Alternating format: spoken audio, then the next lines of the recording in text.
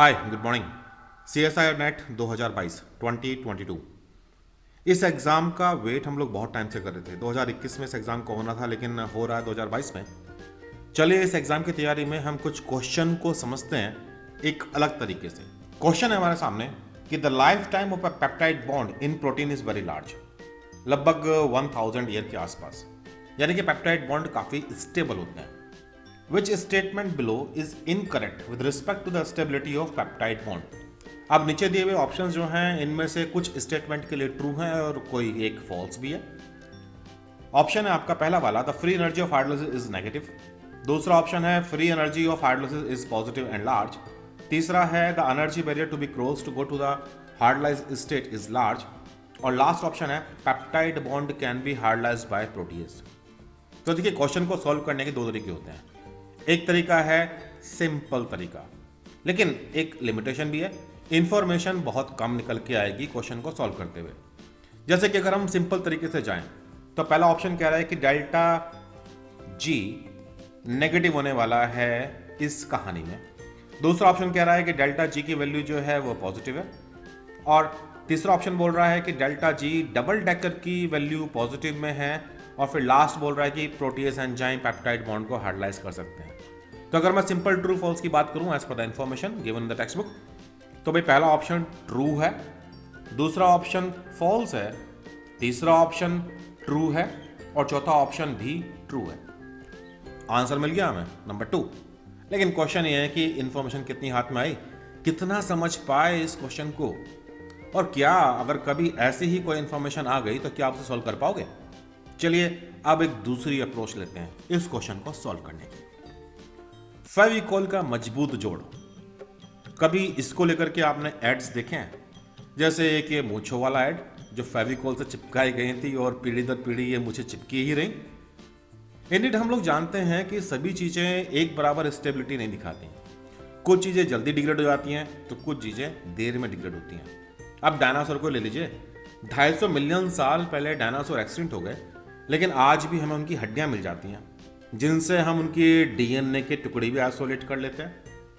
लेकिन दूसरी तरफ जब मैं कच्चे दूध की बात करता हूं तो शेल्फ लाइफ कुछ घंटे की होती है। विद इन 24 आवर्स मेरा कच्चा दूध खराब हो जाता है, हालांकि वहां माइक्रोबियल एक्टिविटी जिम्मेदार है। लेकिन जो ये क्वेश्चन था, क्वेश्चन तो प्रोटीन को लेके था, और प्रोटीन के अंदर जो पेप्टाइड बॉन्ड होता है C double bond O NH, जिसे आप एमाइड बॉन्ड भी कहते हैं, ये इसको लेकर के था। तो अब इसकी बात को समझने की कोशिश करते हैं। लिटरेचर क्या बोलता है? Although hydrolysis of the peptide bond is exergonic reaction, यानी कि जब भी ये पेप्टाइड बॉन्ड टूटेगा तो टूटने के दौरान डेल्टा जी की वैल्यू नेगेटिव होंगी, जो कि आपका पहला ऑप्शन था। It occurs only slowly because it has a high activation energy. इसकी एक्टिवेशन एनर्जी जो है वो बहुत हाई है। एक्टिवेशन एनर्जी को आप डेल्टा जी डबल डेकर से इंडिकेट करते हो और ये पॉजिटिव में एक बड़ा नंबर है। As a result the peptide bond in proteins are quite stable, delta G की वैल्यू नेगेटिव होने के बावजूद भी। और एवरेज लाइफ जो है इसकी वो 7 साल तक तो बड़े आराम से मिल जाती है मुझे इंट्रासेलुलर कंडीशन में। हाँ, हमने उसे वैक्यूम में रखा हुआ है तो फिर तो हमें और बढ़िया उम्र मिलने वाली है। अब इस बात को और सिंपल करके समझते हैं। किसी भी एंजाइमेटिक रिएक्शन में सबस्ट्रेट प्रोडक्ट में कन्वर्ट हो रहा है और इस रिएक्शन के दौरान जो डिफरेंस एनर्जी का हम उसे कैलकुलेट करते हैं।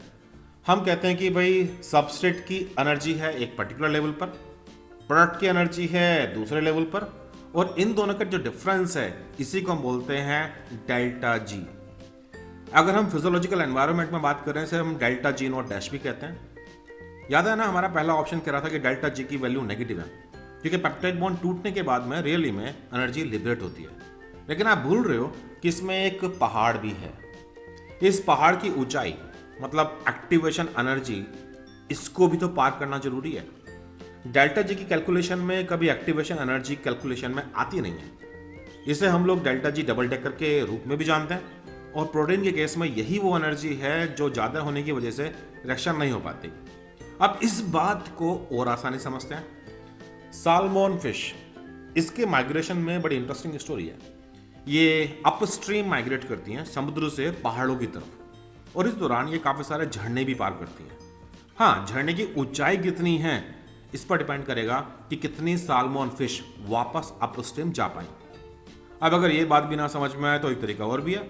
चलिए पहाड़ों पर चलते हैं साइकिल लेकर के। डाउन हिल ट्रैवल करना मजेदार होता है बिना पेडल मारे। उप्स, ध्यान भी रखना जरूरी है अगर हम सड़क की तरफ जा रहे हैं तो जहां डाउन हिल में हमें काफी कम एनर्जी देनी पड़ती है, लेकिन अगर मुझे अपहिल जाना पड़े तो सीन बिल्कुल उल्टा हो जाता है।